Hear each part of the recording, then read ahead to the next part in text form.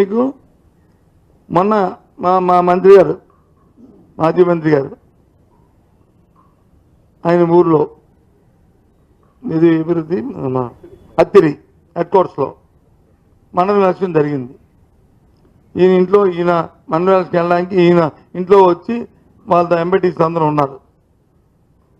ఆ ఇంటి చుట్టూ తెలుగుదేశం కార్యకర్తలు వచ్చి వాళ్ళు బయటికి వెళ్ళకుండా అడిగితే పోలీసు వచ్చి పక్షపాతం వహిస్తే నేను మాట్లాడిన ఎస్పీతోని 10 సార్లు మాట్లాడాను.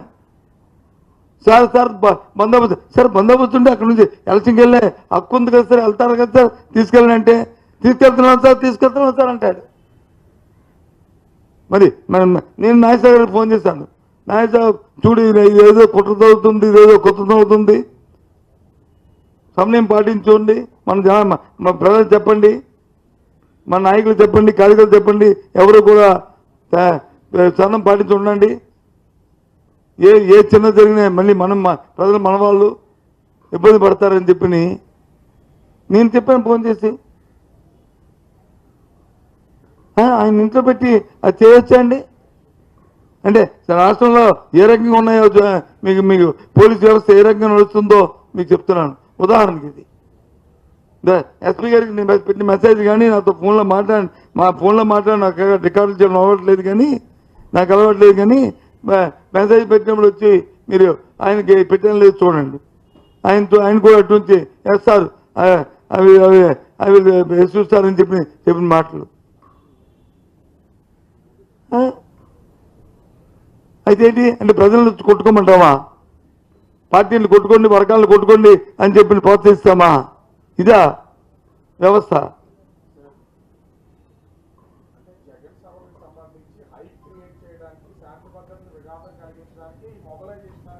ఎవరైనా మొబిలైజేషను అది కాదండి. ఏమైనా ఆర్టీసీ బస్సు పెట్టి తీసుకొచ్చామా, లేదు లారీలు పెట్టి తీసుకొచ్చామా, లేదు కాంట్రాక్ట్ క్యారియర్ బస్సులు పెట్టి తీసుకొచ్చామా? ప్రజలు స్వచ్ఛందంగా వస్తుంటే, జగన్మోహన్ రెడ్డి గారు ప్రజాదరణ నాయకుడు కాబట్టి ఆయన చూడడానికి వస్తుంటే, ఆయన పలకరించడానికి వస్తుంటే ఏం మాట్లాడేవి?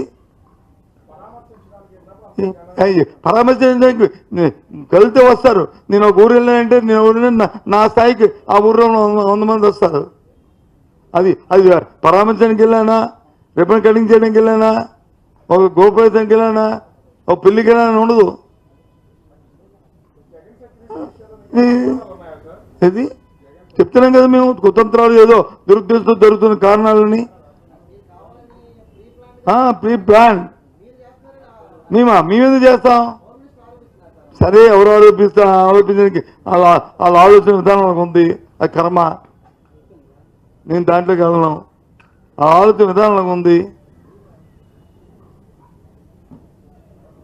అది కాదు, దాంట్లోకి వెళ్ళను.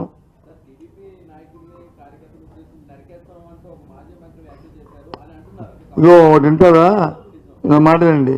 మీ మాజీ మంత్రి నా పక్కనే ఉన్నారు ఏంటి, ఆ మీటింగ్లో నేను కూడా ఉన్నాను. ఐ వాజ్ దేర్, నేను కూడా ఉన్నాను.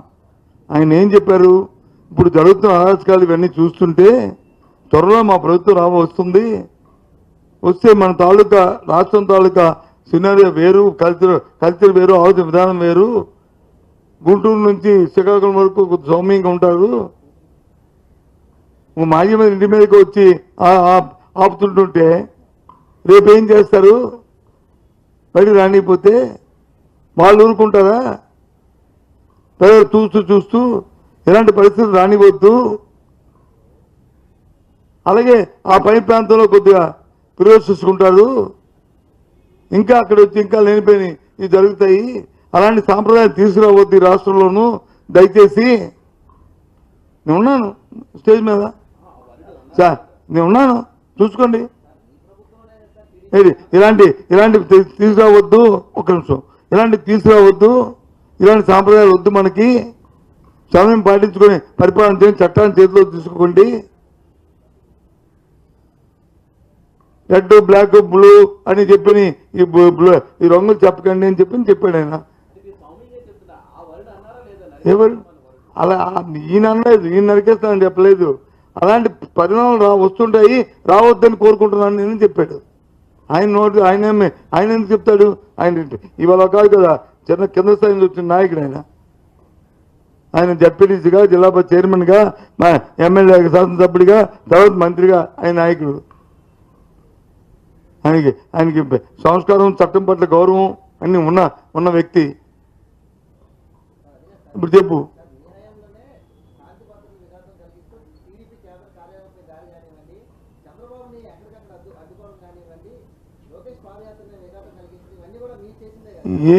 మేమంటుంది ఏంటంటే మేము ఇటువంటి రకమైన కార్యక్రమం ఎప్పుడు చేయలే.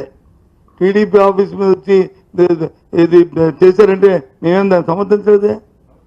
మేము ఎవరు నిన్న మా పార్టీ సమర్థించలేదు, చూపెట్టండి ఒక క్లిప్పింగ్ చూపెట్టండి, మా పార్టీ స్టేట్మెంట్ని చూపెట్టండి. స్టేట్మెంట్ని ఎవరైనా చెప్పారటో ఎవరు చెప్పారు? చూపెట్టండి. ఎప్పుడు కూడా ఇలాంటి వాటిని సమర్థించే సమస్య లేదు. ఏంటి వాళ్ళ అండంగా ఏముంది? నీ మీద బురదల్లడం ఇంకేముంది? బురదల్లడం వేరు, జరిగిన పరిస్థితి పరిణామాలు వేరు. తర్వాత దాన్ని జోగి రమేష్ మంత్రి పరిస్తారా? ఏమో అలా ఆపాదిస్తే దాన్ని మేము దాని సమాధానం చెప్పాలా? ఏంటి అదొక పెద్ద ఏదో యుద్ధము, దాన్ని ఏదో ఒక స్వాతంత్ర సమరంలో వచ్చి ఏదో యుద్ధాలు జరిగాయి కదా బ్రిటిష్ వాళ్ళకి, మన రాజులకి, మన విజయనగరం పప్పుల యుద్ధంలాగా. ఆ యుద్ధంలాగా వచ్చాను వీరుడు, అందుకని ఇచ్చారండి. అవును నవ్వుతాడు అన్న, ఇవన్నీ కాదు, తాండ్ర పాపారాయుడు అందుకు ఇచ్చారండి. ఆయనకున్న ఈక్వేషన్స్లోనూ అప్పుడున్న రాజకీయ పరిస్థితుల్లోనూ ఆయన బలహీన వర్గాలకు చెందిన వ్యక్తి. ఆ జిల్లాలో ఉన్న, ఆ ప్రాంతంలో ఉన్న ఓ శాసనసభ్యుడు. ఆయనకి ఇవ్వాలని ఆ రోజున ఇవి ఇచ్చారు. అంతేగాని తాండ్రబాబు ఇచ్చారా? ఎవరు అవుతాడు కానీ ఏం బాటలు పోతుంది? మీరు కాదు మన టీడీపీలో ఆపోజిస్తారు. నేను చెప్తాను వాళ్ళు ఆపోజిస్తారు ఏదైనా సరే. ఏదైనా ఇప్పుడు జరిగిన ప్రకాష్ రెడ్డి మీద ఉన్న ఆ జిల్లా ప్రెసిడెంట్ మీద కేసు పెట్టచ్చా? వాళ్ళ కోరుండి ఇదంతా చేయించారు. నవ్విపోరు, ఇది సిగ్గుపడుతుంది సమాజం. ప్రజలు వచ్చి అమాయకులా చూడండి, రాష్ట్ర ప్రజలు వినండి, ఇలాంటి పెట్టి తిరిగి కేసు ఎవరి మీద పెడుతున్నారు. ఇదేనా చట్టం? ఇదేనా ప్రజాస్వామ్యం?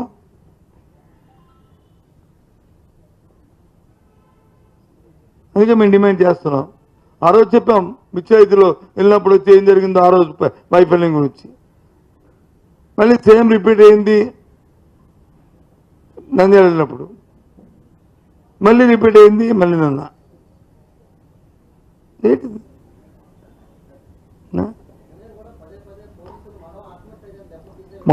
మన పోలీసులు ఆత్మస్థైర్యం, పోలీసులతో పరివర్తన మార్చుకోమని చెప్తున్నాం. మనోధైర్యాన్ని దెబ్బతి ఇట్లా పరివర్తన మార్చుకోమని చెప్తున్నాం. అంతేగాని మనోధైర్యం దెబ్బతీ మాట కాదు ఇవి. పరివర్తన మీ ఆలోచన విధానాన్ని మార్చుకోమని మా తాలూకా కోరిక. ఇది వైసీపీ వ్యవహరించినట్లు ఇంకా బాగా వ్యవహరించాలని కోరుకుంటున్నాం. ఒకవేళ అక్కడ తప్పులేని జరిగితే ఆ తప్పుల్ని సరిదిద్దుకొని వెళ్ళాలని కోరుతున్నాం. అక్కడ ఏమైనా చట్ట వ్యతిరేకమైన చట్టంలో లేని ఏమైనా జరిగితే అవి చేయొద్దని కోరుతున్నాం. దాన్నే మేము సమర్థించట్లేదు. ఏం జరుగుంటే ఎప్పుడు కూడా చట్టాన్ని చట్టంగా చూడాలని చూస్తున్నాం. 3 సంవత్సరాలు అంటే 4 సంవత్సరాలాగా ఉండాలని కోరుకుంటాం. మా పోలీస్ అంటే అవసరం. పోలీసుని చూస్తే చాలా గౌరవం, భయం రెండు ఉన్నాయి మన ప్రధానికి. నాకు ఈ బుక్కుల సంగతి చెప్పుకో. ఎర్ర, నలుపు, తెలుపు, పసుపు, ఎరుపు ఇవన్నీ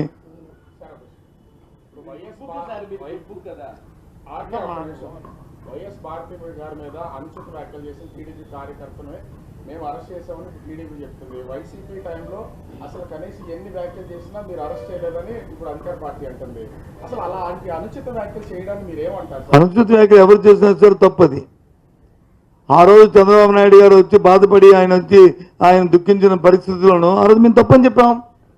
ఎస్ నో ఇక్కడే చెప్పాను ప్రెస్ మీట్లో రాష్ట్రం చెప్పాం ఎవరు అనలేదు అదేం రికార్డెడ్గా అనలేదు ఎవరును ఎవరైనా ఏదైనా వెనకాల వచ్చి పాసింగ్ రిమార్క్ నోడుతో అంటే అది తప్పు దాన్ని ఖండిస్తున్నాం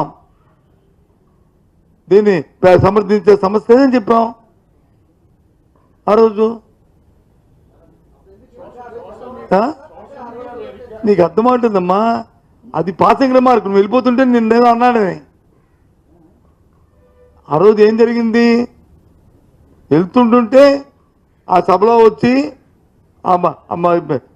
మామూలుగా వాళ్ళు వచ్చి ఏదో అన్నారని చెప్పేసి అని అనేది అభియోగం రికార్డుల్లో కానీ లేకపోతే నేను చేయి చూమెత్తి కానీ లేకపోతే నీతో వచ్చి వాదించి కానీ ఎవరు అనలే అయినప్పుడు కూడా తప్పని చెప్పాం ఎవరో వింటున్నప్పుడు ఆయన ఏది ఇప్పుడు ఈయన తాలూకు ప్రెస్ మీట్ చూసిన తర్వాత అయ్యా అంత జరగకూడదు అది అలాంటి మాటలని చెప్పి ఏ రాజకీయ పార్టీ అయినా సరే ఎలాంటి వ్యాఖ్యలకు సంబంధించి అసలు సోషల్ మీడియాలో విస్తృతంగా జరిగిపోతున్నాయి రాజకీయ పార్టీలు ఎవ్వరు కూడా అలాంటి సమర్థించడానికి వీల్లేదు అలాంటి వ్యాఖ్యలు చూస్తే అసలు సంఘబహిష్కరణ చేసేయాలి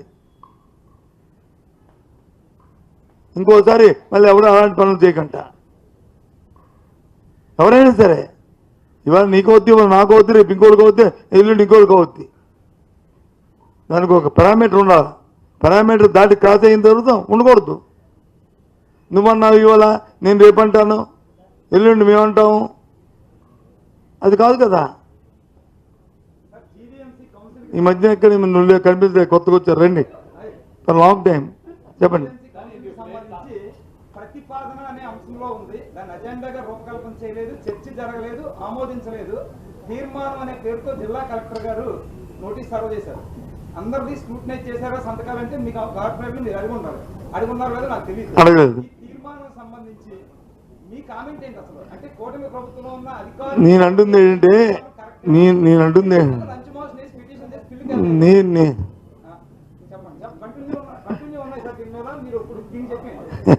నన్ను చెప్తే నన్ను మా ఉద్దేశం ఏంటంటే మేము ప్రజాస్వామ్యబద్ధంగా చట్టబద్ధంగా మున్సిపల్ మాన్యువల్ ప్రకారం ఎన్నిక జరగాలని కోరుకుంటున్నాం అయితే ప్రభుత్వం చేస్తుందని నమ్మకం అయితే మాకు లేదు లేనప్పటికీ కూడా అయినా ఉంటుందేటో నాకు ఆశతో ఒక ఆలోచనతో ఆల్వేస్ పాజిటివ్ థింకింగ్తో మేము దీన్ని ఎదుర్కోవడానికి మేము ప్రయత్నం చేస్తున్నాం ఆ రోజు వచ్చి 74 మంది అటెండ్ అవ్వాలి ఎందుకంటే 2/3 కాబట్టి 74 మంది వాళ్ళ సంఖ్యాబలం లేదు అందుకే 4 రోజుల టైం ఉందని ఆఖరి రోజు ఇచ్చారు సరే మీరు చెప్పినట్టుగా ఈ అవకతవకలు జరిగితే ప్రజాస్వామ్యంలో కాలమే చెప్తుంది సమాధానం ఆలోచన చెప్తుంది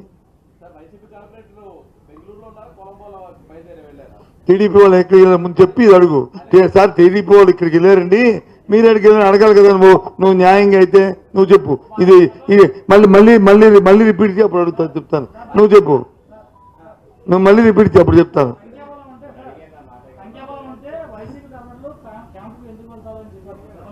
ఎవరు ఇప్పుడు ఎందుకు వెళ్ళారు మరి మేము ముందే చెప్పాం కదా దుస్తులు దూరంగా ఉండాలని మేము ముందే చెప్పాం కదా నేను ముందు ఫస్ట్ రోజు నాడే చెప్పాను కాబట్టి దూరంగా ఉండాలని దొరికితే వెళ్ళామని చెప్పాను అడ్మిటెడ్ ఐ యాక్సెప్టెడ్ మీకు ముందు ఈ సంగతి అడుగు చెప్పు చెప్పు తెలుగుదేశం పార్టీ కార్యక్రమం సంబంధించిన వాళ్ళు ఇక్కడికి వెళ్ళారండి మీ వాళ్ళు ఎక్కడికి వెళ్ళారని అడుగు ఆ మాటను అనకంట మేనేజ్ ఉన్నారండి భీముల్లో ఉన్నారండి నోటలు ఉన్నారండి ఎందుకు ఈ మాట అన్నాకేమి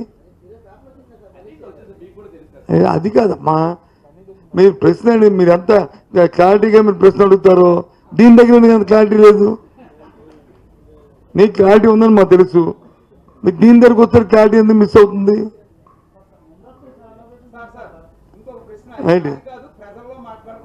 ఎక్కడదేం పర్వాలేదు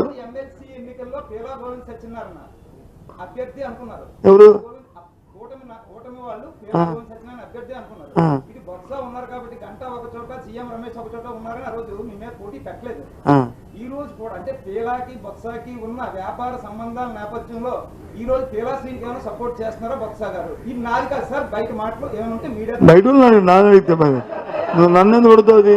నువ్వు నన్ను అడిగితే నేను చెప్తా, నువ్వు బయట వాళ్ళు అడుగుతావు బయట వాళ్ళు అడుగు వెళ్ళి, అది దాని సమాధానం చెప్తారు. నన్ను ఎందుకు అది దానికి నాకెందుకు సమాధానం చెప్పు, అది బయట వాళ్ళు అడుగు చెప్తారు. చెప్పు. మీ ప్రభుత్వానికి ముందైనా పోలీసుల వ్యవహారంలో కొంత తేడాలు వస్తాయి. అప్పుడు మీ మాజీ ఎంపీ గారు మాట్లాడినా, ఇప్పుడు ఒక ఎస్ఐ సుధాకర్ లాంటి వాళ్ళు మాట్లాడినా సీఎంలను టార్గెట్ చేస్తూ ఎంపీలను టార్గెట్ చేస్తూ మాట్లాడారు. ఫ్యాషన్ అయిపోయిందండి, సార్ ఇది వాళ్ళ ఫ్యాషన్ అయిపోయిందండి, పోలీసులు అలా మాట్లాడారు. ఫ్యాషన్ అయిపోయింది, ఫ్యాషన్ అయిపోయింది.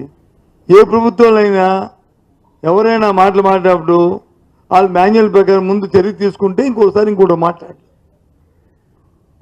ఎవరైనా చెప్తాను సరే, నేను సమర్థించట్లేదు, నేను ఏది కూడా సమర్థించను, తప్పు తప్పే. ఈ ప్రభుత్వం చేసింది కదా, ఈ ప్రభుత్వం చేస్తామని కూడా నేను సంబంధించాను. నాగేశ్వర గారు కూడా చెప్పింది ఏంటి, మీరు అలా చేసి ఈ రకమైన ఆలోచనలు రావచ్చు, ఆ వద్దు అలాంటి ప్రక్రియ కానివద్దు అని చెప్పింది ఆయన. ప్రమాదం ఉంది, ఇలాంటి ప్రమాదాలు రాబోయే కాలంలో జరిగే ప్రమాదాలు ఉన్నాయని చెప్పారు. అది దానికి, అంతేగాని ఆయన కొడితే నేను కొడతానంటే అది ఎలాగొద్ది? ప్రజలు దేనికి? ప్రజాస్వామ్య పద్ధతులు అవి. అయినా సరే మళ్ళీ చెప్తున్నాను, ఇప్పుడు చెప్పిన 3 అంశాలు. ఒకటి, జగన్మోహన్ రెడ్డి గారు మాజీ ముఖ్యమంత్రి గారికి ఇవ్వాల్సిన పద్ధతిని చట్టబద్ధంగా ఆయనకి అది కల్పించాలి. ఎక్కడ ఏ విధమైన ఆటంకం లేకుండా చూడాలి. ప్రభుత్వం ఆలోచన ధోరణి మార్చుకోవాలి. ఇటువంటి వైఫల్యాలు మళ్ళీ జరగకూడదనేది మా డిమాండ్. దీని మీద కేంద్రానికి ఇప్పటికే లేఖ రాశాం, హోమ్ మినిస్ట్రీకి. అవసరం అనుకుంటే ప్రత్యక్షంగా వెళ్ళి కలిసి కూడా వాళ్ళు డిమాండ్ చేస్తాం. ఇక రెండో విషయం, మన ప్రాంతంలో ఉన్న ఏకైక షుగర్ ఫ్యాక్టరీ చూడడం, షుగర్ ఫ్యాక్టరీ ఇవాళ రేపడుతున్న క్రషింగ్ అవుతుంది. వాళ్ళకి ఇంకా ఆ రైతులకు వచ్చి చెరుకు డబ్బులు వచ్చి ₹1 కూడా ఇవ్వలేదు. 3 కోట్లు 4 కోట్లు చెరుకమ్మిన డబ్బులు ఇచ్చారు. మా ఎంప్లాయీస్కి జీతాలు కూడా ఇవ్వలేదు. ఇవ్వాలని వెంటనే తక్షణమే ప్రభుత్వం ఇంటర్వ్యూ ఆ జీతాలు, ఆ షుగర్ ఫ్యాక్టరీ రైతులకు ఇవ్వాల్సిన బకాయిలు చెల్లించాలని డిమాండ్ చేస్తున్నాం. ఇక మూడో అంశం, ఏదైతే పేదవాడికి 5,000 కూలి చేస్తే కానీ డొక్కాడితే కానీ డొక్కలేని పరిస్థితి ఉన్న పేదవాడి తాలూకా ఆకలికి ఇస్తున్నా పనికి 6 పథకానికి ఇచ్చిన రోజువారీ కూలి చరిత్రలో ఎప్పుడు లేనట్టుగా, చట్టం పెట్టిన దగ్గర నుంచి ఇప్పటికి చరిత్రలో లేనట్టుగా 75 రోజుల వరకు ఇవాటికి వాడికి కూలి ఇవ్వలేదు. ఇది చాలా దురదృష్టకరం. పేదవాడి ఆకలితో కార్యక్రమాలు రాజకీయాలు చేయడం తప్పు. ఆఫ్టర్ ఆల్ 600 కోట్లు 700 కోట్లు రీచ్ చేయడానికి ఈ ప్రభుత్వానికి చేతులు రాలేదంటే 1,50,000 కోట్లు అప్పు చేసి ఏం చేశారు? ఈ 1,50,000 కోట్లు ఎవరి దగ్గరికి వెళ్ళే? ఈ 1,50,000 కోట్లు ఎవరి కోసం చేశారు ఈ అప్పు? ఈ 1,50,000 కోట్లు అని ప్రభుత్వాన్ని డిమాండ్ చేస్తూ తక్షణమే రేపటి నుంచి విడుదల చేయాలని డిమాండ్ చేస్తున్నాం. ఓకే.